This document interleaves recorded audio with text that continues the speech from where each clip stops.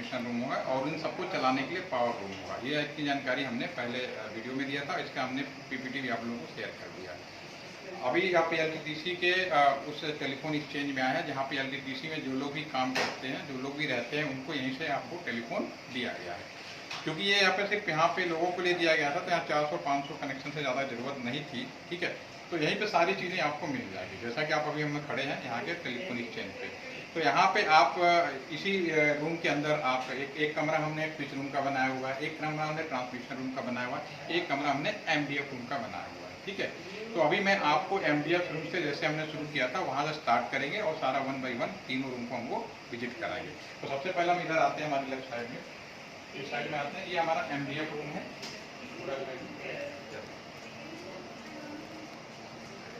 अंदर आइए, बिल्कुल। ये एमडीएफ रूम है। एमडीएफ रूम में ये आप टैग ब्लॉक देख पा रहे हैं, इनको हम टैग ब्लॉक बोलते हैं। टैग ब्लॉक का मतलब है कि ये इसमें आप देख पाएंगे केवल वायर वायर वायर वायर। इसको ध्यान से देखेंगे, पीछे के साइड में केवल वायर और वायर है। वायर का मतलब है जितने भी घर के वायर थे, टेलीफोन के थे, वो सारा वायर निकल के यहाँ पे इकट्ठा हुआ है। यही दिखाया था हमने, यानी जितना कस्टमर उतने वायर, वो सारे वायर यहाँ पे इकट्ठे हो गए, ठीक है। ये पूरी रैक इसलिए बनाई जाती है ताकि सारे वायर इकट्ठा हो जाए। और ये सब एक ही चीज़ है, ये पुराने जमाने का टैग ब्लॉक है। जैसे पुराना हैंडसेट होता था, नया हैंडसेट होता था, तो आप रंग रूप पे मत जाइए, सबसे पुराने जमाने का ये टैग ब्लॉक होता था, इसमें इस तरह की वायरिंग कर देते थे। और इसी तरह से हमारा ये नए जमाने का और सबसे लेटेस्ट जो है हमारा ये है, ठीक है। लेकिन सब एक ही है। इसमें क्या है, आप ध्यान से पीछे देखेंगे तो एक एक पेयर, एक वायर एक टेलीफोन को, एक वायर एक टेलीफोन को, ये सारे एक टेलीफोन को रिप्रेजेंट करता है। यानी कि आसपास के 5 किलोमीटर के दायरे में, 6 किलोमीटर के दायरे में जो भी वायर यहाँ पे इकट्ठा हो गया। समझ में आ गई मेरी बात, ठीक है। तो अब यहाँ पे सबसे पहली बात है कि इतने सारे वायर में कौन सा किस कस्टमर का है, ये भी तो पता करना पड़ेगा, लिखना पड़ेगा। तो इन सबके लिए क्या किया गया, इनकी नंबरिंग की गई है, ठीक है। आप इधर से नहीं तो बीच से जब कोई भी वायरिंग करेंगे तो उसमें एक टैग ब्लॉक नंबर होता है। पेपर पेन देंगे, जरा से लिख के दिखा देते हैं, ज़्यादा चलेगा। ये है, पेन दे दीजिए। देखिए ये टैग ब्लॉक है। टैग ब्लॉक पे आप जब भी किसी को नंबर अलॉट करते हैं तो उसके रिस्पेक्ट में एक एनी नंबर दिया जाता है। एनी नंबर एक पहचान पत्र, ताकि ये हम पहचान कर पाएँ कि कौन सा वायर किस में है, क्योंकि इसमें वायर करना बड़ा मुश्किल काम होगा। तो आप जरा सा इधर लाइए कैमरा पास में, ठीक है। जैसे मान लीजिए मेरा टेलीफोन है 275516 तो यहाँ पे जो भी इसका इंचार्ज होता है, उनके पहले रजिस्टर में मेंटेन होता था, कंप्यूटराइज मेंटेन होता है। तो जब भी हमें नंबर किसी को दे रहे होते कस्टमर को, तो उसी नंबर के रिस्पेक्ट में, ठीक है, यहाँ पे एक नंबर लिखा होता है 4-3-2, इस तरह का वो लिखा होता है। कहीं 3 डिजिट का होता है, कहीं 4 डिजिट का होता है। तो 4-3, इससे हम ये पता कर पाते हैं कि ये जो टेलीफोन का जो कस्टमर है उसका वायर इनमें कहाँ है। अदरवाइज पहचान करना आप कैसे पता करेंगे, जैसे 4-3-2 वैसे लिखा है, तो 4 का मतलब है राइट हैंड साइड से शुरू करिए, 1 2 3 4, यानी ये चौथे रैक में वो वायर आएगा वो, ठीक है। उसके बाद 3 का मतलब 1 2 3, यानी इसमें आ गया, वो जो वायरिंग है इसमें आ गया। अगला 2 और 1 है, ठीक है। तो एक टैग ब्लॉक मैंने यहाँ निकाल के रखा हुआ है, इसको आप देख लीजिए। अब इसको आप ध्यान से देखेंगे तो यहाँ पे आप साइड में देखेंगे 1 2 3 4 ये लिखा हुआ है। तो अगला है 2 पे 1, यानी कि दूसरे वाले में पहला, इस पे भी आप नंबरिंग देखेंगे 1 2 3 का। तो इसके पीछे जो वायर है ये, वो चीज़ आप पहचान गए।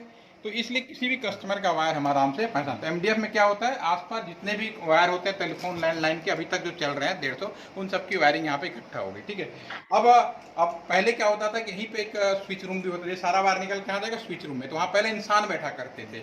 अब मान लो किसी ने नंबर मिला, उसका नंबर यहीं से ही मिलाना चाह रहा है, लोकल से लोकल मिलाना चाह रहा है, ठीक है। तो लोकल से लोकल मिलाने का मतलब है कि वो पहले जो ऑपरेटर बैठते थे वो दोनों आपस में मैनुअली जोड़ देते थे। इसको बोलते हैं स्विचिंग करना, स्विच करना, टेम्पोररी भी सकते हैं, ठीक है ना। और यहाँ पे हम लोग सुन भी सकते हैं कि क्या आपस में बात कर रहे हैं, उतना सेफ नहीं होता था। अब वो जो स्विचिंग सिस्टम था वो बदल के हमारा फिर आज के, जब पहले इंसानों के द्वारा ऑपरेटर, फिर इलेक्ट्रॉनिक स्विच, फिर आपका इलेक्ट्रोमैकेनिकल, इलेक्ट्रॉनिक, आज के ज़माने में कंप्यूटर वाला एडवांस स्विच आ गया, सॉफ्टवेयर काम वही हो रहा है, चीज़ें थोड़ी बदल गई। तो अब ये वायर निकल के कहाँ पे जाएगा, कस्टमर का वायर यहाँ गया, अब यहाँ से स्विच रूम में जाएगा, जहाँ पे 2 लोगों को बात में कराना। अगर इसी वायरों में है तो लोकल कॉल करेगा, इससे बाहर जाएगा तो फिर वो ट्रांसमिशन रूम के माध्यम से जाएगा, वो भी हम आप लोग को देखेंगे। तो अगला स्टेप हमारा जाएगा स्विच रूम में। तो ये वायर यहाँ से ऊपर गया, सारी वायर इकट्ठी होते हुए ऊपर आप पोल देख रहे हैं, इस पोल के माध्यम से सामने स्विच रूम में चला जाएगा, ठीक है। धीरे से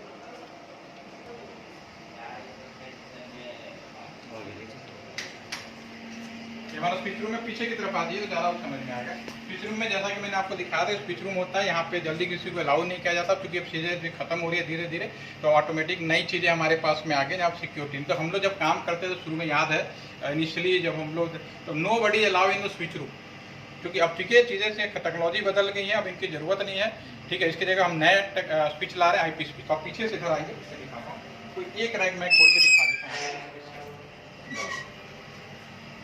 ये आप, ये जो वायर है वहाँ से MDF से होते हुए सारे कस्टमरों का वायर आ गया जी हमारे पास में, ठीक है, सारे कस्टमरों का वायर आ गया, ठीक है। अभी हम क्या करते थे उस जमाने में, पहले आज से 20 साल पहले, काफ़ी अभी दिखाऊंगा कब का बना हुआ है, 8 कस्टमरों का वायर खुद ही हम लोग बनाते थे और ये पूरा का पूरा यहाँ पे वो कर लेते थे, टैग ब्लॉक बना लेते थे, ठीक है, वायरिंग कनेक्टर टाइप का। तो इसमें हम लोग खुद लोग यहाँ पे जो पोस्टिंग होते थे उन 8 का ग्रुप बनाते थे, 8, 16, 24 ऐसे, और नॉर्मली 8 का ग्रुप है, ठीक है, यानी एक वायर में 8 कस्टमर हो गए। और ये हमारा स्विच रूम है, ये जो ये निकला हुआ है क्योंकि इस पर कोई टेलीफोन नहीं है, क्योंकि ज़माना बदल रहा है, लेकिन जो लगे हुए हैं आप यहाँ पे देख पाएंगे, जो लगे हुए सेम चीज़ यहाँ पे आपकी लगी हुई दिख रही है, ठीक है।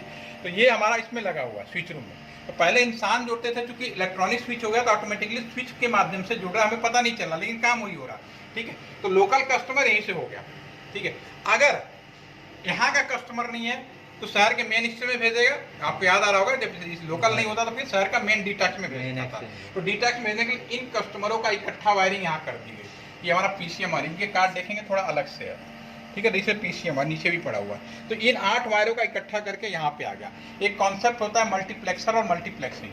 तो इन 8 का एक सिंगल ऑप्टिकल फाइबर हम कन्वर्ट करते हैं और दूसरे मेन एक्सचेंज में भेज देते हैं। तो कितना ये पीछे का हिस्सा है, इसमें कुछ नहीं है। अभी आप तो बहुत लकी हैं कि अभी आपको दिख रहा है 8 वायर। अब तो जैसे नए जमाने में इंटरनेट वाला आ गया तो उसमें आपको पता ही नहीं चले कब इकट्ठा हो रहा है, ठीक है ना। तो ये चीज़ें थोड़ी अपडेट हो रही है, ठीक है। तो ये अब इसको हम फ्रंट में देखते हैं, इसमें कुछ नहीं है, सारे वायर आए। अब जो काम हो रहा है प्रोसेस हो रहा है, लोकल का नहीं जोड़ देगा, नहीं है तो इनको उठा के इसमें भेज देगा, नहीं बोलेंगे PCM कार्ड, क्या बोलेंगे, पल्स। आज के जमाने में ये यूज होता है, ये यूज हो रहा है, अभी भी हो रहा है, ये चल रहा है अभी, लेकिन आने वाले टाइम में और IP स्विच हो जाएगा तो भी आपको दिखाई नहीं देगा। सब सॉफ्टवेयर बेस में एक IC आएगी, IC के अंदर सारा काम, ये वायर सब गायब हो जाएगा। अभी तो आप पहले देखो, पहले जब ये वाला चीज नहीं था, ऑपरेटर बैठे थे तो आपको दिखाई दे रहा है ये मिस्टर A मिस्टर B से मिला रहा हाथ से, अब वो चीज हमें दिखाई नहीं दे रही, ये मशीन कर रहा है ऑटोमेटिक।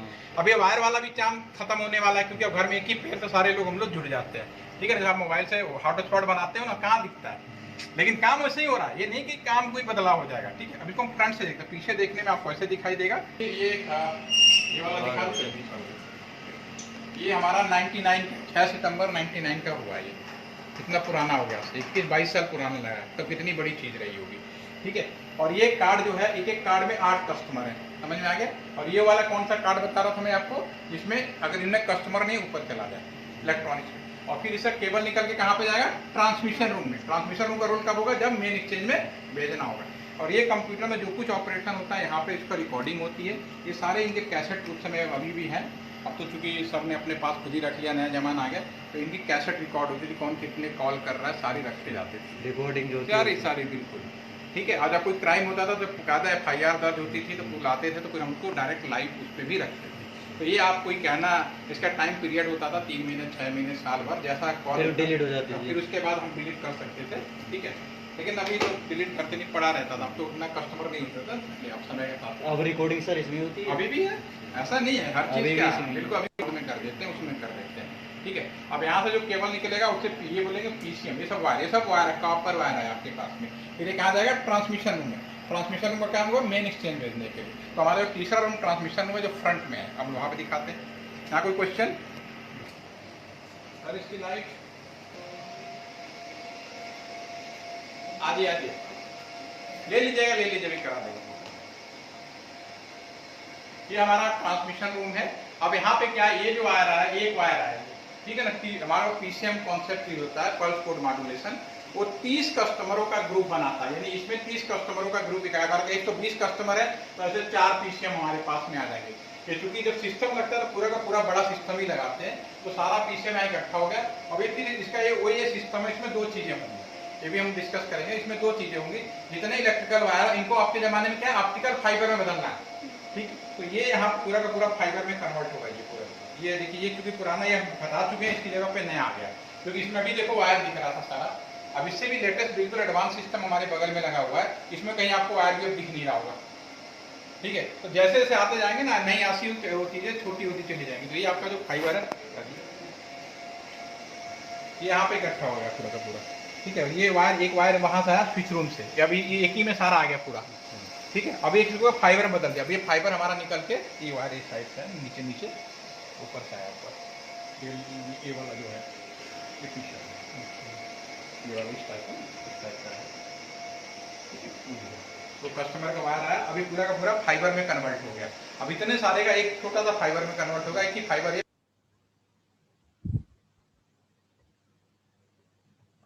Good afternoon. डिले हो गया आज, कोई बात नहीं, कभी कभी ऐसा हो जाता है। लेकिन यह है कि कुछ अच्छी चीज़ें मुझे पता चली है, वो भी मैं आपको समय रहते बताऊंगा। एक हमारे बहुत ही सीनियर ऑफिसर थे जो कभी काम करते थे, रिटायरमेंट ले हो गए हैं, लेकिन वो कुछ पॉइंट लेके आए थे। उस पॉइंट को हम लोग डिस्कस कर रहे थे कि आने वाले फ्यूचर में हमारा जो भविष्य है कम्युनिकेशन का वो कैसा रहेगा। तो मैंने कल आपको बातों बातों में एक चीज़ बताई थी कि आने वाला जो समय है वो आपका सैटेलाइट कम्युनिकेशन का होने वाला है। अभी तक हम लोग 3G 4G 5G जैसे चीज़ों पे बात कर रहे थे, तो डेफिनेटली जो आने वाला समय वो सैटेलाइट कम्युनिकेशन पे होने के बाद, अगर उस चीज़ का गवर्नमेंट ऑलरेडी सितंबर के महीने में उम्मीद है कि वो नई पॉलिसी ला रही है जिसके अंतर्गत सैटेलाइट कम्युनिकेशन को भी परमिशन दिए जाने का है। अगर वो परमिशन मिल जाती है तो ये क्या 4G क्या 5G, ये तो गुजरे ज़माने की बात हो जाएगी।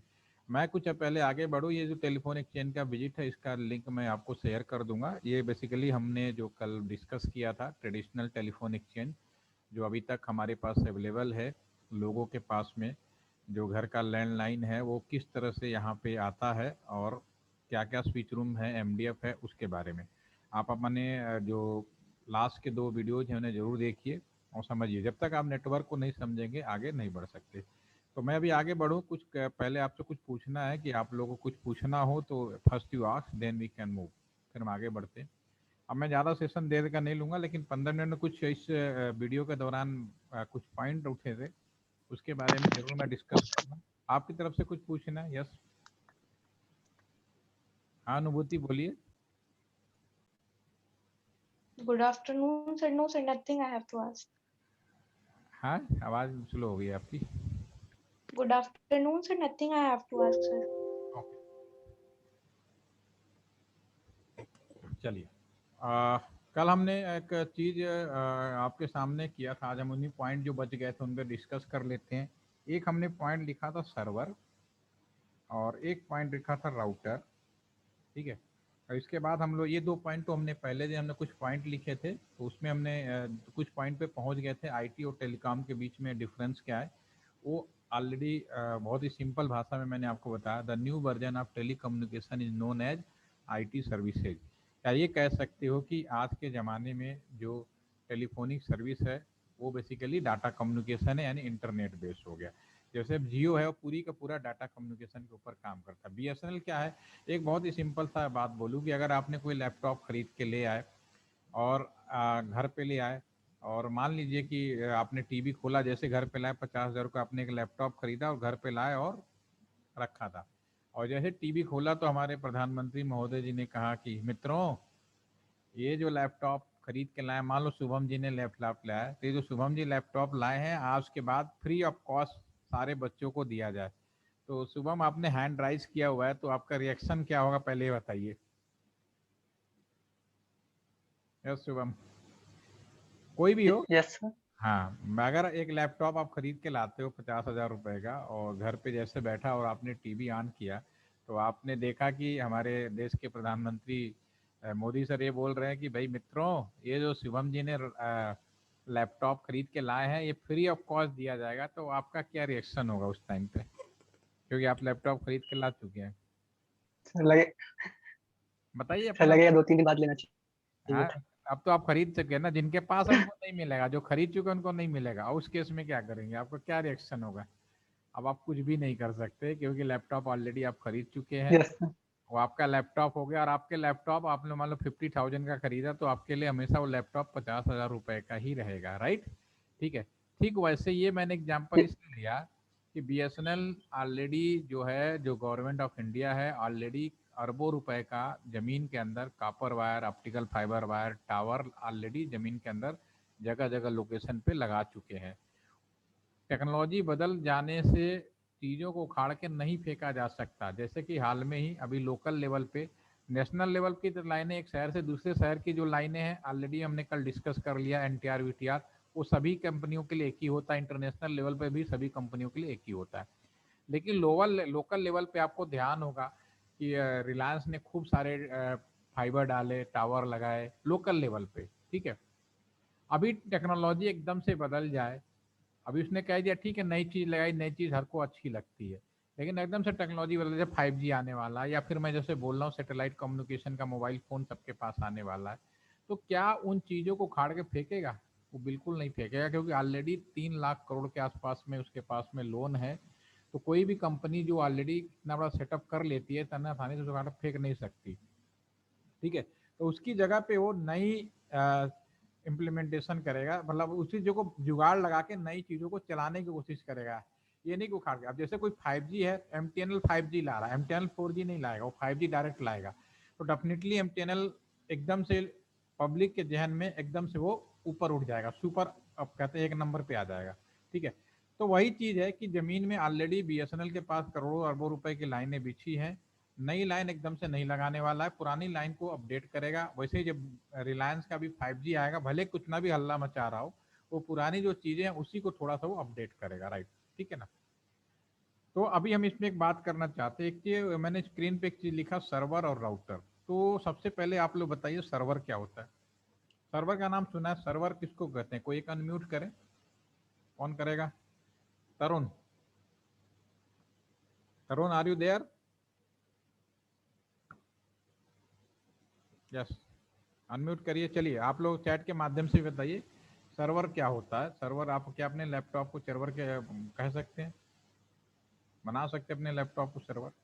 मेरा सवाल ये है कि सर्वर कंप्यूटर कौन से होते हैं, अलग से होते हैं या अपने लैपटॉप को सर्वर बना सकते हैं? दोनों सवाल। अतुल ने लिखा all data are stored in the server, okay. और अंशुल लिख रहे हैं अपने को बना सकते हैं, अपने को बना सकते हैं, ठीक है। तो एक एग्जांपल के तौर पर बताइए सर्वर कंप्यूटर के अंदर। सर एक एग्जांपल पे हम स्कूल का सिस्टम ले सकते हैं कि स्कूल के सिस्टम में जो कंप्यूटर रूम में जो भी रहते हैं कंप्यूटर्स, या फिर स्टाफ रूम में जो कंप्यूटर्स रहते हैं, वो सारे किसी एक मेन कंप्यूटर से कनेक्टेड रहते हैं, जहाँ पे सबके मार्क्स वगैरह या फिर सबकी पूरी इंफॉर्मेशन स्टोर आप ये रहती कह है। रहे हो कि सर्वर कंप्यूटर ऑलमोस्टली सभी लोगों से कनेक्ट रहते हैं, नो डाउट, ठीक है। बेसिकली सर्वर का काम क्या है रितेश? सर अगर किसी भी सब्सिडरी कंप्यूटर में अगर हमें कोई भी डेटा चाहिए तो वो हम सर्वर से वही वही सीधा मेरे को ले थोड़ा सकते हैं। थोड़ा सा एक चीज बताइए, डेटा का मतलब जैसे यस से प्रताप कुछ लिख रहे हैं, where we can connect different devices from different place, okay ठीक है, लेकिन एक और ये आसानी तरीके से कि आपको कोई डाउट ही ना हो। आप सही कह रहे हैं, एक तरीके से अगर कॉपी में लिखा जाए जिसको नॉलेज आसानी से बता सकता है। संतुल कह रहे हैं इन्फॉर्मेशन शेयर, किस तरह का इन्फॉर्मेशन? एक चीज एग्जाम्पल तौर पे बताओ जो सबको समझ में आ जाए। मधु बोल रहे हैं share data and resources and distributed work, ठीक है। ये किस तरह का डाटा, कोई एग्जाम्पल आप बताइए ना, एग्जाम्पल के तौर पे बताइए। ये ठीक है, लिखने में कोई इशू नहीं है, बहुत अच्छा लिख रहे हैं आप लोग। सर सपोज अगर किसी टीचर को किसी स्टूडेंट का पेरेंट्स का नंबर चाहिए होता है, तो यस, जो पेरेंट्स का नंबर है वो किसी एक मेन डेटाबेस में स्टोर होगा, हाँ तो वो वहां से डेटाबेस, जब ठीक है, आपने बिल्कुल सही बोला कि अगर किसी को नंबर चाहिए तो एक डेटाबेस में स्टोर होगा। डेटाबेस कहाँ पे होगा? वो सर्वर में होगा, सर्वर सर्वर में। कंप्यूटर में। उस सर्वर का कुछ नाम होगा? सर पता नहीं। आप पहुंच गए थे काफी करीब, बिल्कुल सही है कि आप लोगों को मालूम है कि क्या होता है, like a bank server, all data store in at one place. अच्छा चलो, मेरी अब बात सुनो, उसके बाद आप लोग बताओ, ठीक है। जो आप लोगों ने पढ़ा है ना, बहुत जो आंसर लिखा उस आंसर को भी और अच्छे से आप बता पाओगे, क्योंकि आपने आंसर सही लिखा है, बाकी लोगों ने लिखा, लेकिन एक्चुअली एक्यूरेट आंसर का बहुत जरूरी होता है। क्योंकि ये जो चीजें मैं वर्ड क्लैरिफिकेशन करते जा रहा हूँ, जैसे मैंने पहले इंटेलिजेंट क्लैरिफिकेशन किया, स्मार्ट किया, अभी सर्वर है, राउटर है, ये जब तक क्लियर करता हूँ हमारा अगला स्टार्टिंग हो जाएगी। तो पहले बात तो सिंपल मैं एक बात बोलूँ, जैसे कि समझने के लिए कुछ लोग दुनिया में ऐसे होते हैं जिन्हें आप कहते हो कि ये इंजीनियर है, किसी को कहते हो कि ये डॉक्टर है, किसी को कहते हो ये वकील है, जैसे आप लोगों को मैं स्टूडेंट बोल रहा हूँ, ठीक है ना। तो हर ultimately they all are student या दे ऑल आर ह्यूमन, वो सब एक ह्यूमन है। लेकिन आपने किसी को वकील बोला, किसी को डॉक्टर बोला, किसी को आपने खिलाड़ी बोला, प्लेयर्स बोले, तो आप उनको क्यों ऐसा बोल रहे हो? क्योंकि वो इस पर्टिकुलर काम के लिए डेडिकेटेड हैं।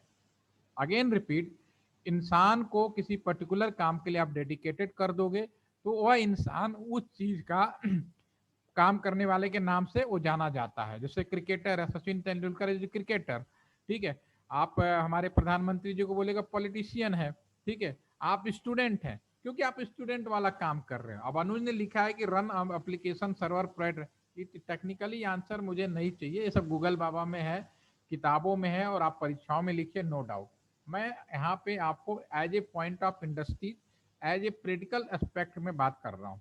तो आप लोग भी अपने दिमाग को, क्योंकि ऑल आर इंजीनियरिंग स्टूडेंट, तो अपने दिमाग को प्रैक्टिकल मैनर में घुमाओ, ठीक है ना। तब आपको चीजें इतनी अच्छी लगेंगी। और यही चीज को आप चाहते हो कि मैं बहुत बड़ा कोई प्लान बनाना चाहता हूँ, या ऐसा आने वाले समय में कोई डिवाइस बनाना चाहता हूँ, हाथ से एक बटन दबाऊं और तुरंत गायब होकर अमेरिका पहुंच जाऊं। तो पहले इन चीजों को प्रैक्टिकली कैसे संभव, ये चीज पहले सोचो, उसके बाद हम बात करेंगे, ठीक है।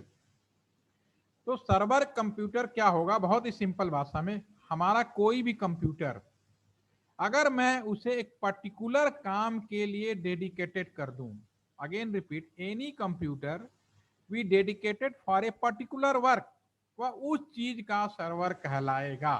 सर्वर कोई एक चीज नहीं हो सकता, मतलब कोई भी कंप्यूटर जिसे आप एक पर्टिकुलर काम के लिए डेडिकेटेड कर दोगे, उन्हें उस चीज का सर्वर कहलाने लगेगा।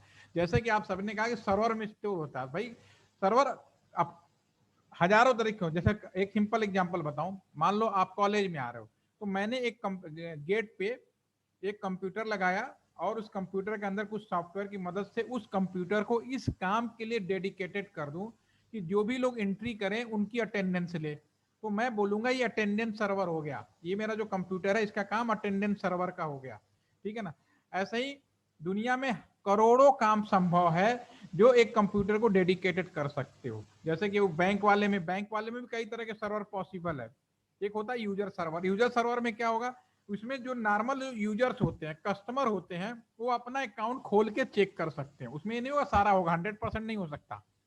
तो एक पर्टिकुलर काम के लिए डेडिकेटेड कर दोगे किसी भी लैपटॉप कंप्यूटर, उसको हम सर्वर कहेंगे, सर्वर। और जो भी काम सोच सकते हो उस चीज का सर्वर हो सकता है, ठीक है ना। तो वेरी सिंपल, जैसे कि अभी अनुज जो अपना वर्ड लिखा ना कि रन एनी एप्लीकेशन, ठीक है। एनी एप्लीकेशन क्या है? कोई ना कोई काम है, ठीक है ना। तो जैसे मैंने अटेंडेंस सर्वर बताया, इसी तरह से ये भी हो सकता है कि जैसे कि आज के जमाने में, अभी आपको मैंने टेलीफोन एक्सचेंज का विजिट कराया, ठीक है ना। तो उसमें आपको मैंने स्विच रूम के बारे में बात करी थी। स्विच रूम में क्या होता था, पहले इंसान बैठते थे आपस में बात करते थे, फिर उसकी चीजें रिप्लेस होते होते पहले डिफरेंट टाइप के स्विच बने। अब उसी स्विच का नया नाम आ गया राउटर। गूगल ड्राइव सर्वर भी कह सकते हो। गूगल ड्राइव सर्वर क्या है? ये डाटा स्टोर करने वाला सर्वर हो गया। यहाँ पे आपको क्लाउड सर्वर है। बेसिकली क्लाउड सर्वर का मतलब, जैसे नीतीश ने बिल्कुल सही वर्ड लिखा, यह एक काम हो सकता है। गूगल ड्राइव सर्वर में क्या है, इसमें जितने लोग हैं सब अपने डाटा को स्टोर कर सकते हैं। बहुत अच्छी बात है। फेसबुक का सर्वर क्या होगा? फेसबुक में सभी लोग अपना पर्सनल इंफॉर्मेशन वहां पे होगी, वो फेसबुक का सर्वर हो जाएगा। तो जिस काम के लिए डेडिकेटेड कर दोगे वो चीज का सर्वर हो गया। सर्वर इज नथिंग, अपने कंप्यूटर को भी हम सर्वर बना सकते हैं एक पर्टिकुलर काम के लिए डेडिकेटेड करके। अब सवाल उठता है, जो नेक्स्ट क्वेश्चन है, होपफुली के समझ में आ गया होगा कि server nothing, any computer dedicated for a particular work. Okay, now the second question, अगर अपने नॉर्मल कंप्यूटर को, हाँ हो सकता है, बिल्कुल श्रेष्ठ आप सही कह रहे हैं, आपके डिपेंड करता है कंप्यूटर ऐसा हो पावरफुल हो, आपको डिपेंड करता है। कंप्यूटर खूब पैसे वाला ले लो, आप सुपर कंप्यूटर ले लो, मल्टीपल काम करा सकते हो, जरूरी नहीं है कि एक काम। लेकिन सर्वर कंप्यूटर की खासियत क्या होगी, मैं अगला सवाल पूछने जा रहा हूं, ठीक है। ये आपका इस आंसर है यस, हो सकता है, मल्टीपल पर्पज के लिए हो सकता है, सब नो डाउट, ठीक है ना। लेकिन उसे डेडिकेटेड रखना पड़ेगा। अगर उसे डेडिकेटेड नहीं रखोगे तो हो सकता है कि आपने मल्टीपल के चक्कर में कुछ काम डिस्टर्ब कर। लेकिन जब हम नेटवर्क डिजाइन करते हैं, जैसे हम टेलीफोन में है, आपका ये इंटरनेट कर रहे हैं, अगर इंटरनेट करने में हम अपने कंप्यूटर को डेडिकेटेड ना करें, मल्टीपर्पज बना दें तो प्रॉब्लम हो जाएगी। मल्टीपर्पज सिर्फ छोटे लेवल पे पॉसिबल है, करने में कोई दिक्कत नहीं है क्योंकि आप आसानी से मैनेज कर सकते हो। लेकिन मुझे अगर पूरे शहर में 2 लोगों को बात करवाना है तो वहां पे जो बीच में स्विच होगा, जिसे हम लोग सर्वर कह सकते हैं आज की डेट में, वह केवल इस काम के लिए होगा कि एक दूसरे से केवल बात कराएं। उसको ये नहीं करा सकते वेबसाइट भी खुलवाओ, ठीक है, उससे नहीं करा सकते कि आप दूसरे को क्या कह सकते हैं बैंकिंग ट्रांस, वो सिंपल उसका काम होगा 2 लोगों को जोड़ने वाला, 2 लोग जोड़ेगा, ठीक है ना। तो multipurpose is possible, depend on your work area का जो कितना बड़ा रेंज है आपका, ठीक है। नाउ नेक्स्ट क्वेश्चन इज, अगर अपने नॉर्मल कंप्यूटर को भी सर्वर बना सकते हैं तो फिर मैं मार्केट में अलग से सर्वर कंप्यूटर क्यों आते हैं? अगेन रिपीट, अगर नॉर्मल कंप्यूटर को भी हम सर्वर बना सकते हैं, सॉफ्टवेयर इन कंप्यूटरों को सॉफ्टवेयर, हमें सॉफ्टवेयर डेवलपर कंपनी जो होती हैं लाइक TCS हो गया, विप्रो हो गया, ये सॉफ्टवेयर जो डेवलप करती है इस तरह के पर्टिकुलर काम के लिए सर्वर सॉफ्टवेयर बनाती है और इस सॉफ्टवेयर को मैं अपने लैपटॉप में या कंप्यूटर में डाल के उस काम को हम लोग कराते हैं, सीधा सा मतलब है। यानी जो सॉफ्टवेयर डेवलप IT प्राइवेट कंपनियां होती हैं वो इसी तरह के डिफरेंट सर्वर के लिए अलग अलग सॉफ्टवेयर बनाती है और उसको हम लोग खरीदते हैं, अपने कंप्यूटर में डालते हैं और यूज करते हैं, ठीक है। और एक्सप्लेन करेंगे बाद में। अभी मेरा जो सवाल है कि अगर मैं नॉर्मल कंप्यूटर को भी सर्वर बना सकता हूं तो फिर मार्केट में सर्वर कंप्यूटर अलग से क्यों है? Answer anyone? डाटा अकोमोडेशन ज्यादा देन नॉर्मल कंप्यूटर, ठीक है। सिंधा, अगर मैं ये कहूं कि आप जो नॉर्मल कंप्यूटर लिया है, एक बार फिर सुन लो सभी लोग, अगर मैंने नॉर्मल कंप्यूटर लिया है उसकी एफिशिएंसी सर्वर कंप्यूटर की तुलना में ज्यादा हो, ज्यादा स्पेस हो, ज्यादा रैम हो, ज्यादा हाई स्पीड हो, फिर भी हम उसे सर्वर कंप्यूटर नहीं बनाएंगे, ऐसा क्यों? मेरा सवाल समझ में आ गया ना? ऑप्टिमाइजेशन, मेमोरी स्पीड, नीतीश ने लिखा मेमोरी, तो मैं मान लेता हूं कि मेरे पास एक सर्वर कंप्यूटर है और एक नॉर्मल कंप्यूटर है, तो जो नॉर्मल कंप्यूटर हर मामले में सर्वर कंप्यूटर से बेहतर है, फिर भी मैं उसको सर्वर नहीं बनाऊंगा, कोशिश करूंगा कि जो सर्वर कंप्यूटर है मैं उसे सर्वर बनाऊंगा। अब बेसिक पॉइंट पे आ जाओ, नॉर्मल मल्टीपर्पज के लिए होता, मैं कह रहा हूं अंशुल उसको डेडिकेटेड कर दो सर्वर के लिए, तो क्या होगा? यस कह रहे हैं server computer have a single purpose, ठीक है, लेकिन नॉर्मल कंप्यूटर को सिंगल पर्पज के लिए डेडिकेटेड कर दो, यस, क्या दिक्कत है? सोचिए, मैं कह रहा हूं सोचिए। आप में से इलेक्ट्रॉनिक्स के भी बच्चे बहुत सारे हैं इसमें, वो बताइए उनके पास है इस सवाल का असली जवाब। चलो एक बार कंप्यूटर साइंस का समझ गया कि चलो उतनी नहीं, इलेक्ट्रॉनिक्स बच्चों ने जरूर जवाब देना चाहिए। एनी और आइडिया, अनुभूति?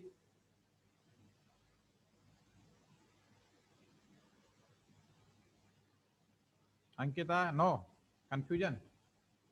देखिए अलग अलग आप लोगों ने, देखिए क्या होता है, आप सभी लोग इंजीनियरिंग फील्ड से जुड़े हैं। अच्छा, आप सभी में से घर में कभी आप लोगों ने ये बल्ब खरीदा होगा, LED बल्ब खरीदा होगा, या फिर आपका घर में बहुत सारे LED बल्ब आते हैं ना आजकल के ज़माने में, या फिर ट्यूबलाइट्स आती हैं, तो उस पर जब खरीदते हो ना तो क्या लिखा होता है? ये इसकी गारंटी 6 महीने, 3 महीने, साल भर, यही तो लिखा होता है ना। साल भर से पहले अगर LED खराब हो जाए तो आप रिप्लेस कर लेना। तो मालूम है ये टाइम पीरियड क्यों लिखा जाता है? कुछ आइडिया? मैंने आपको एक हिंट दिया है।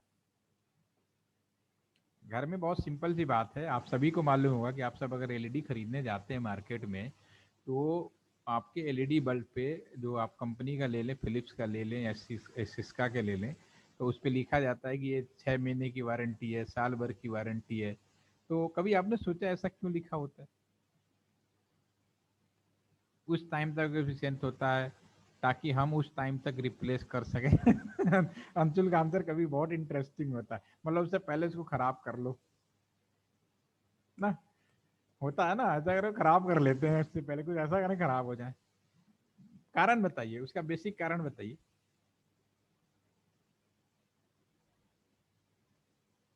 चलिए देखिए, बहुत ही सिंपल कारण है।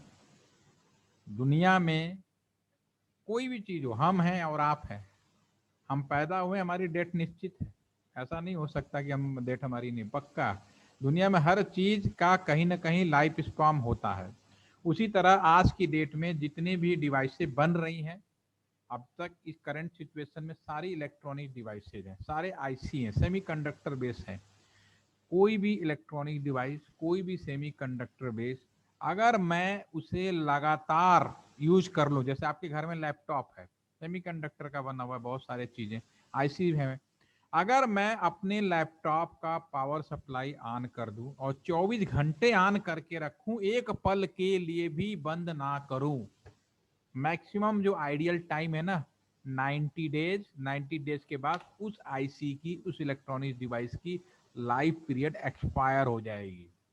इंसान का भी यही है, वो आपकी किस्मत अच्छी हो कि कोई 3 महीने के बाद भी चलता रहे, वो अलग मैटर है, but ideally each and every device automatically after 90 days they will be expire. बिल्कुल बल्ब में भी होता है, लिखा होता है 6 महीने, साल भर, लेकिन कभी कभी 2 साल चल, क्यों? जैसा आप यूज करते हो उसके ऊपर डिपेंड करता है। तो नॉर्मल, अब मैंने आपको ये बताया, सर्वर कंप्यूटर डेडिकेटेड कर दिया जाता है पर्टिकुलर वर्क के लिए, ठीक है। तो अगर मैं नॉर्मल कंप्यूटर को सर्वर बनाकर एक पर्टिकुलर काम के लिए डेडिकेटेड कर दूं, इसका मतलब है कि सर्वर कंप्यूटर ऐसा कंप्यूटर हो गया जो 24 घंटे बिना बंद किए काम करेगा। इसका परिणाम ये हुआ कि एक नॉर्मल कंप्यूटर को आप सर्वर बना दे रहे हो, उसका इस्तेमाल कर रहे हो, तो डेफिनेटली 3 महीने के बाद आपका लैपटॉप गया, उसका कहता है ना लाइफ खत्म हो गई। और हर 3 महीने बाद आप लैपटॉप, चाहे कितना भी पावरफुल लैपटॉप हो, कितना भी पैसे वाला हो, मोर एफिशिएंट हो, कोई फर्क नहीं पड़ता। After this is a drawback कि after 3 month ideally it will be life expire. तो लाइफ बढ़ाने के लिए सर्वर कंप्यूटर नॉर्मल, बस एक माइनर डिफरेंस होता है, सर्वर कंप्यूटर में हर चीज ड्यूल मोड में मिलेगी। ड्यूल मोड का मतलब 2 power supply, 2 control card, 2 operating system, एक बार में एक काम करेगा, दूसरे की पावर सप्लाई आइडल मोड में होगी, फिर दूसरा काम करेगा, पहले की आइडल मोड में होगी, जिससे एक दूसरे को बंद और ऑन होने की वजह से उनकी लाइफ बढ़ जाती है। 2 साल के लिए कम से कम आपको वारंटी मिल जाती है, ठीक है। उसके आगे भी चलता रहे वो अलग मैटर है, ठीक है ना। अगर नॉर्मल कंप्यूटर लगा दोगे तो डेफिनेटली वो 3 महीने के बाद तो इतना तो पागल हो जाएंगे हम सारे लोग, ठीक है। तो the basic difference between normal computer and server computer, in the server computer minimum every device, every part of the computer hardware dual mode, 2 control card, 2 hard disk, 2 power supply, 3 भी हो सकते हैं, पैसा खर्च करो 3 वाला ले लो, कोई दिक्कत नहीं है। एफिशिएंसी ज्यादा होना नहीं होना एक आंसर में कह सकते हो, जब आपको ऐसा ज्यादा दोगे तो डेफिनेटली थोड़ा सा एफिशिएंसी हम बढ़ा के देते हैं नॉर्मल कंप्यूटर के तुलना में, ठीक है, वो अलग मैटर है। तो होपफुली कि आपको ये समझ में आ गया, सर्वर एक पर्टिकुलर काम के लिए डेडिकेटेड किसी भी कंप्यूटर को बनाया जा सकता है, बस कंप्यूटर में बशर्ते हर चीज ड्यूल मोड में कर दो, ठीक है ना। ड्यूल मोड का फायदा होगा, उसका लाइफ स्पान, बाकी सारे आंसर यूं है आयरू गैरू टाइप के हैं, वो आप कह सकते हो लिखने के लिए कि 5 पॉइंट बोला तो 4 पॉइंट आप ऐसे लिख दो, ओके। तो एनी कोई डाउट हो इसमें? फिर एक क्वेश्चन और हम आज डिस्कस कर लेते हैं, राउटर। आप लोगों में से कितने लोगों ने राउटर देखा है? चलिए कोई अनम्यूट करें।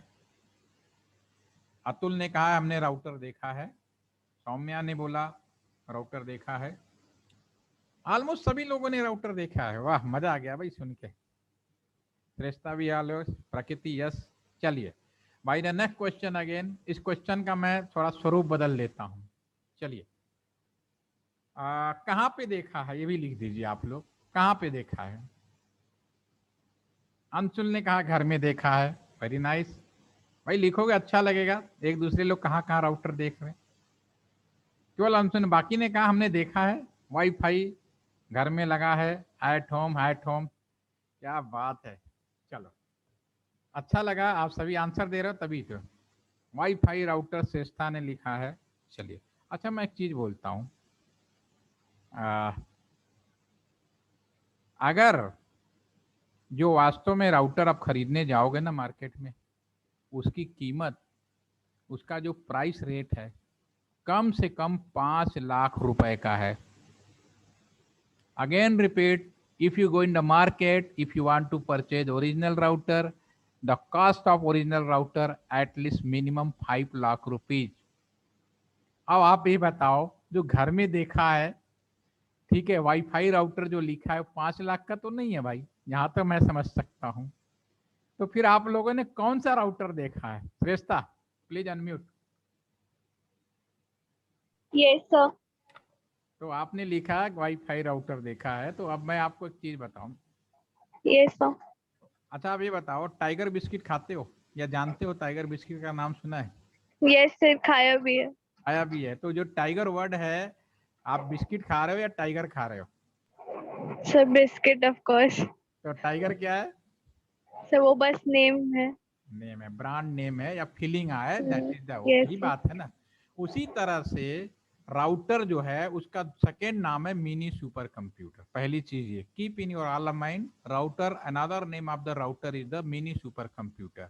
Router just like tiger, router एक टाइगर के समान है। यानी अगर उसकी कुछ क्वालिटी राउटर के घर में जो आपने देखा, डेफिनेटली आपने आगे सही लिखा था वाईफाई, आपके घर में वाईफाई लगा है, राउटर की कुछ क्वालिटी उस वाईफाई में डाल दी गई है, इसलिए आपने उसको बोला router Wi-Fi, router modem, router switch, just like Tiger biscuit. वो बिस्किट था, टाइगर नाम था। तो ये डिफरेंशिएट समझिए पहले। Router is also known as the mini super computer, और राउटर की कुछ क्वालिटी अलग अलग डिवाइसों में हम इस्तेमाल करते हैं। क्या क्वालिटी होगा, जब हमारा सेशन 12वें या 13वें दिन जब खत्म हो रहा होगा तो आपको सब कुछ क्लियर हो जाएगा मैं क्या बोलना चाह रहा हूँ। तो डेफिनेटली एक नाम याद करिए, राउटर का दूसरा नाम है मिनी सुपर कंप्यूटर। जब नॉर्मल कंप्यूटर ही महंगा होता है तो मिनी सुपर कंप्यूटर तो महंगा होगा। अगर आपके पास राउटर है तो इसका मतलब ये है कि आपको कंप्यूटर की भी जरूरत नहीं है, राउटर के रहते ही आप सब कुछ कर सकते हो। ठीक है ना। तो आज सेशन किसी कारणवश देर हो गई थी, तो मैं आज इतना ही रखना चाहूंगा। कल हम लोग फिर टाइमिंग मिलेंगे और होपफुली कि कल कोई भी डिस्टर्बेंस नहीं हो। ठीक है ना। तो आज हम इतना ही रखते हैं। एनी कोई डाउट, एनी कोई क्वेश्चन हो, और आप, मैं वो वीडियो भी अलग से शेयर करूंगा। ये आपका जो आज का जो हमारा सेशन है, इसको तो मैं शेयर कर ही रहा हूँ।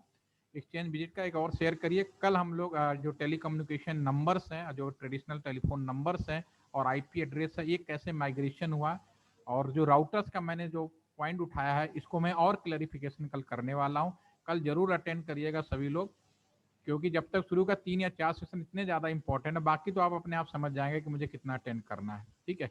तो अभी यानी कोई डाउट या मन में कुछ आ रहा हो, कोई सवाल, तो आप पूछ सकते हैं। यस तुषार, आपने राउटर कभी विजिट नहीं किया? शार्ट नोट सबको मिलेगा, पीपीटी भी मिलेगी, वीडियो तो मैं आपको शेयर कर ही रहा हूँ।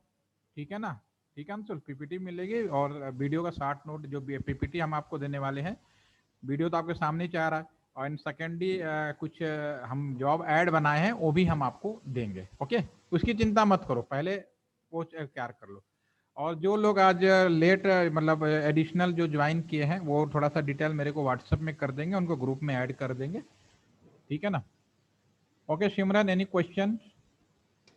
सर मेरा क्वेश्चन था कि सर सर्वर कंप्यूटर जो आपने बात किया सर, वो हम लोगों को किस पॉइंट में उसकी जरूरत पड़ती है सर? हमेशा तो मतलब कुछ एक छोटी सी वेबसाइट बनाएंगे तब तो जरूरत नहीं पड़ेगी? बिल्कुल जरूरत पड़ेगी, कोई काम छोटा नहीं है। अभी आपको समय के साथ पता चले, और आप ही सर्वर लगा के बनाओगे मेरे साथ 6ठे या 7वें दिन, अगले अपकमिंग जो मंडे या ट्यूसडे वाले दिन में आप सर्वर लगाओगे मेरे साथ और करके देखोगे, तब आपको समझ में आएगा सर्वर कहाँ कहाँ और किस तरह के सर्वर हो सकते हैं। मैंने देखिए एग्जाम्पल बताया कि एक अटेंडेंस सर्वर, रियली में सर्वर कहाँ वास्तव में यूज हो रहे हैं, जैसे बैंक वाला सर्वर क्या क्या काम करेगा।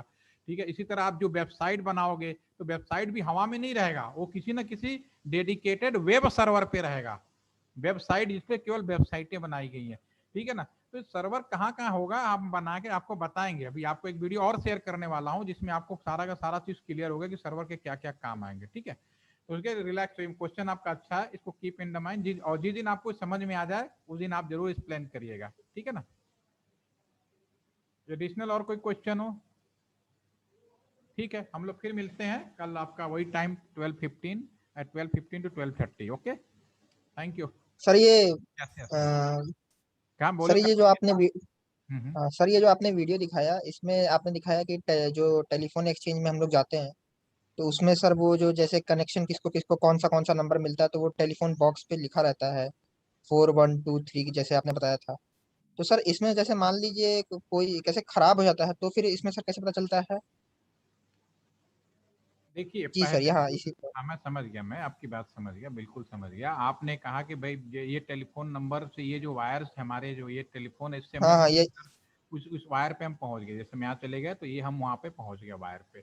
अब आप ये कह रहे पहले लाइनमैन लाइन स्टाफ बहुत सारे वो होते थे, अपॉइंटमेंट इसी वजह से होते थे। तो लाइन स्टाफ आपको याद होगा अगर आप पुराने जमाने में, तो एक अभी लाइन भी है सर, अभी भी अभी है। भी है, तो एक लाइनमैन घर पे जाता है, ठीक है ना, हाँ सर। बीच में पिलर्स आ गए, फिर आपका कैबिनेट आ गया, फिर एमडीएफ आ गया, दूसरा आदमी इस साइड खड़ा होता है और दोनों की तरफ एक हाथ में एक छोटा सा आपने देखा होगा उसके फोन हाथ देख में फोन। फोन टाइप का होता है, ठीक है। तो वायर को दोनों दोनों लोकेशन पे दो लोग होते हैं और फोन पे लगा के चेक करते हैं वायर बीच में तो ब्रेक नहीं है, बीच में नहीं।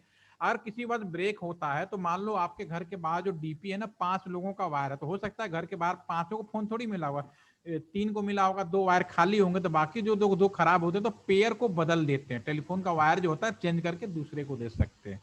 तो इनका जो ये जो आपका पिलर है, जो कैबिनेट है और एमडीएफ एक टेस्टिंग पॉइंट है। एक आदमी आपके घर पे खड़ा हो जाता है और एक आदमी एक्सचेंज में रहता है, फिर दोनों लाइन को चेक करते हैं कि कहीं ब्रेक होगा तो आपस में कनेक्ट नहीं हो पाएगा। तो जो एमडी जो आपका घर वाला लाइनमैन होता है, फिर वो क्या करता है, फिर निकल के 2 लाइनमैन होते हैं, दूसरा लाइनमैन फिर क्या करेगा, वहां पे खड़ा हो जाएगा कैबिनेट वाले पे, फिर वहां चेक करेगा, फिर ब्रेक मिल रहा है तो फिर वो पिलर पे कहीं ना कहीं वायर वो पता कर लेता है किसके बीच में वायरिंग की ब्रेक हुई है, उस हिसाब से दूसरे वायरों से या तो चेंज करता है, या तो उसके मीटर्स भी होते हैं हमारे पास, अलग अलग मल्टीमीटर टाइप का डिवाइसेज भी होते हैं जो ये बता देते हैं कि कितनी दूरी पे वायर कटा हुआ है।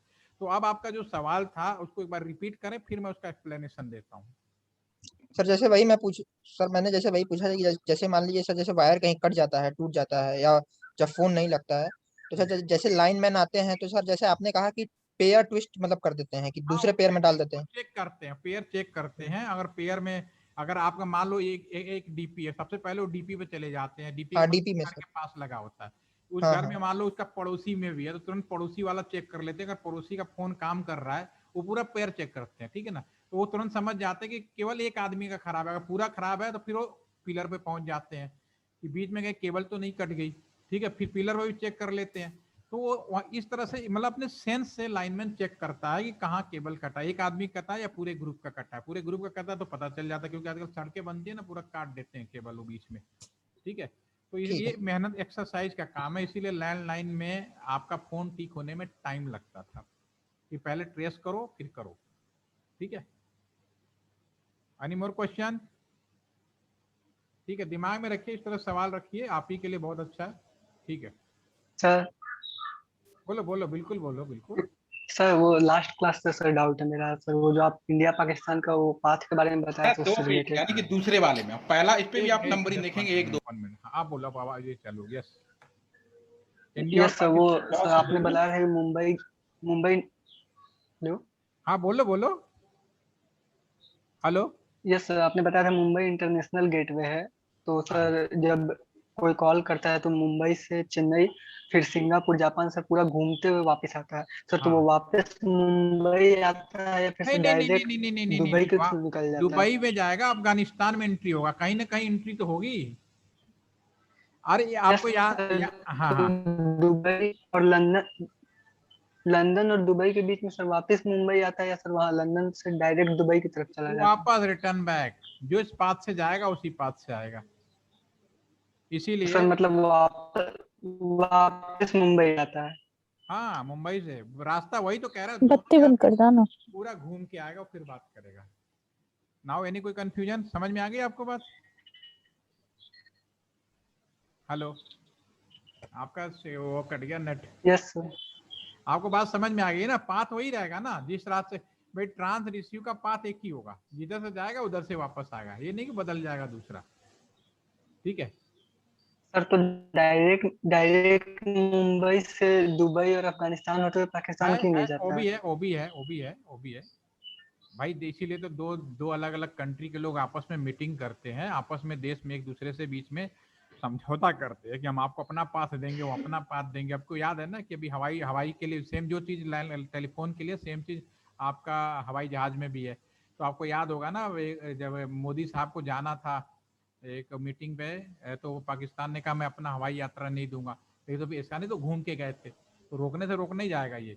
ठीक है ना। तो ये दो देशों के बीच का समझौता का मैटर है, दो देशों के बीच का एग्रीमेंट का मैटर होता है, और इसमें बीच में हस्तक्षेप करता है ITU, इंटरनेशनल टेलीकम्युनिकेशन यूनियन। जिस तरह से UNO है, यूनेस्को है, उसी तरह से ITU है, पूरे दुनिया का टेलीकम्युनिकेशन को मैनेजमेंट करने वाला। तो वो बताता है रास्ता कहाँ ब्लॉक करने की परमिशन दी हुई है, कहाँ पे काट नहीं सकता। ये नहीं कि यहाँ अगर मान लो हम दोनों के बीच में रिलेशन अच्छा नहीं है, इंडियन और पाकिस्तान के बीच में, तो इसका मतलब ये नहीं है कि हम इस रास्ते को परमानेंट बंद कर दे। रास्ता रहेगा, हम रोक सकते हैं, भैया इधर से जाओ। कहता ना जैसे कोई जब आपके शहर में कोई VIP आता है तो कई बार आपने सोचा होगा रास्ता इधर से बंद कर दो, आप दूसरे रास्ते से घूम के जाओ, कोई मना नहीं है। लेकिन रास्ता कभी बंद नहीं, कि परमानेंटली क्लोज नहीं होता। जब रास्ता मौका होता है खुल जाता है। तो जब खीर बिरयानी खानी होगी तो खुल जाएगी, वो भी कोई दिक्कत नहीं है। लेकिन अभी जो करंट सिचुएशन है, जब से ये 370 आर्टिकल ओवर है, तब तक तो यही भाई है, घूम के ही आना है। रख ही नहीं रहा उतनी देर से, दिमाग की दही कर दी। बच्चे क्वेश्चन ही नहीं खत्म कर रहे अपने, वो पिछले 20 मिनट से ही कर रहे हैं। तो लीव कर दो ना, किसने कहा ज्वाइन करने। हाँ, अब ये देखिए, आपका दूसरा सुझाव ये हो सकता है कि आपने सही कहा कि हमारा दुबई से होते हुए इधर जाए। देखो हमारा क्या है, अमेरिका के साथ रिलेशन बहुत अच्छा है, ठीक है ना, उसमें अभी तक कोई रुकावट नहीं आई है। लेकिन अब इन देशों में, अब हमारे जो करंट प्राइम मिनिस्टर हैं, इन देशों के बीच में भी काफ़ी आपस में एक डेली विजिट कर रहे हैं। कुछ लोग ऑब्जेक्शन हो सकता है, लेकिन ये कि जो विजिट कर रहे हैं, इन सब की इसी वजह से है कि ये सब चीज़ें जितनी इजीबल तरीके से ट्रेसेबल हो जाए, उतना ही कॉल रेट सस्ती हो जाएगी, उतना ही आपको कम्युनिकेशन करने में अच्छा लगेगा। ठीक है, ये हमारे हाथ में नहीं है। ओके, और कुछ पूछना है? सेशन ओवर करें सर। ये जैसे अंडमान और निकोबार आइलैंड में सर अभी अगस्त महीने में सर BSNL ने सर जैसे ये ब्रॉडबैंड पहुंचाया था 4G कनेक्शन, सर मैंने पढ़ा था। तो सर ये मतलब ये सर ये वैसे ही पहुंचाते हैं जो इंटरनेशनल चैनल यूज करके ओशियन से, सी से ही? ये यहाँ से देखो ना यार, हमारे एक्चुअली अभी मैंने जो आपको दिखाया वो मैंने ट्रेडिशनल दिखाया। ट्रेडिशनल मतलब जिसपे सबसे ज़्यादा ट्रैफिक है आज के ज़माने में। और भी इंटरनेशनल गेटवे बना दिए गए हैं, जैसे इंडिया और नेपाल का है, वो घूम के थोड़ी ना ले जाएंगे। हमारे और नेपाल के रिलेशन ठीक है तो हमने सीधा जोड़ दिया। अगर रिलेशन खराब होंगे तो नेपाल भी घूम के जाएगा। पाकिस्तान को नेपाल बात करनी है तो कैसे करेगा बताओ? अगर इंडिया मना कर दे तो ऐसा नहीं, घूम के सर भाई घूम के जाएगा। या फिर इंडिया, हमारे तो नेपाल से तो अच्छी रिलेशन है ना, तो पाकिस्तान वाला जो है वो घूम के नहीं जाता है। पाकिस्तान अगर नेपाल बात करता तो सीधा मुंबई आता और वहां चला जाता है वो। अच्छा, हाँ, क्योंकि वो हमारा रिलेशन नेपाल के साथ है। अच्छा, तो मैं नेपाल का नहीं भाई, आप वैसे घुमा के मत लाइए, आप यहाँ से लाइए। तो ये कई देशों के आपस में समझौते का मैटर है, इसके लिए पॉलिसी बनती है बाकायदा दो देशों के बीच में। इसीलिए आपने सुना होगा कि G7 G5 अलग अलग कंट्री बनते ना, तो ये अपने आप में बड़ी चीज है। ये सब चीजें इन्हीं सब चीजों में सॉर्ट आउट किया जाता है नेशनल इंटरनेशनल लेवल पे, ठीक है ना। हमने बंद कर लिया, हमने बंद कर लिया, इट्स ओके, हमारा पाकिस्तान से रिलेशन नहीं। लेकिन अगर नेपाल पे और नेपाल और पाकिस्तान का रिलेशन बना हुआ कि और पाकिस्तान नेपाल, अगर हम नहीं रोकेंगे तो फिर चाइना से जाएगा। तो आप चाहोगे कि नेपाल में बात चाइना से घूम के आप तो चाहोगे नहीं यार हमारे यहाँ से बात कर लो ताकि सेफ रहे। श्रीलंका में जाना तो श्रीलंका का डायरेक्ट है। तो हम इन चीजों को भी देखते हैं। कहना बड़ा आसान है कि आओ टेलीविजन पे आओ या कहीं पे आओ, हम बंद कर देंगे। जैसे आता है ना जब कुछ होता है, हम आयात नहीं करेंगे, हम वो नहीं करेंगे। जब समय बीतने लगता है तो सबके पसीने छूटने लगते हैं। भाई तुम्हारी भी जरूरत है, हमारी भी जरूरत है, ठीक है। आप हो सकता है कि आप कई महीने में बेहतर हो, कुछ में कमजोर हो, वो अलग मैटर है। लेकिन यहाँ पे जब तक आपस में एग्रीमेंट नहीं होगा, आपस में प्यार मोहब्बत नहीं होगा, पूरा कम्युनिकेशन प्रॉपर नहीं होगा। पूरी दुनिया में चाहते हो शांति हो, अमन हो, तो पूरे कम्युनिकेशन को प्रॉपर करना पड़ेगा ये, ठीक है ना। तो इसमें सिर्फ एक बात नहीं रह जाती इंडिया और पाकिस्तान, इसमें है कि हमारे साथ और बांग्लादेश है। बांग्लादेश कैसे जाएगा? चलो समुद्र में, समुद्र का भी जो एरिया है ये भी तो किसी न किसी कंट्री के कंट्रोल में है। ऐसा नहीं है कि कंट्री कंट्रोल। हाँ सर, सबका अपना एक्सक्लूसिव इकोनॉमिक जोन होता है, ठीक है ना। तो अभी यहाँ पे ये जो समुद्र में विदेश संचार निगम लिमिटेड इंडिया की तरफ से कौन करता है? विदेश संचार निगम लिमिटेड, जो टाटा के पास में है। अभी अच्छा, हाँ टाटा, और टाटा वालों गवर्नमेंट, ऐसा नहीं गवर्नमेंट हमेशा 26% गवर्नमेंट के हिस्सेदारी बाकी उन्होंने टाटा को दे रखा है, ठीक है। अच्छा, तो समुद्र का जो राज है वो टाटा वालों के पास है इंडिया की तरफ से फिलहाल। और जो इंडिया के अंदर पूरा इंटरनल लाइनें हैं वो BSNL के पास है। हाँ, कस्टमर से जो इंटरेक्शन है वो आपका ज्यादा से ज्यादा आपका उसके साथ है, अभी जितने भी हाल में जो 4G या जो भी सेवाएं हैं पॉलिसी की वजह से डेफिनेटली जियो के पास गए हैं लोग, लेकिन धीरे धीरे जब 5G आएगा तो फिर सिनारियो एकदम से चेंज होगा, जब बदलती रहती है। ठीक है, ओके, चलिए कल और डिस्कस करेंगे। Thank you. Okay sir.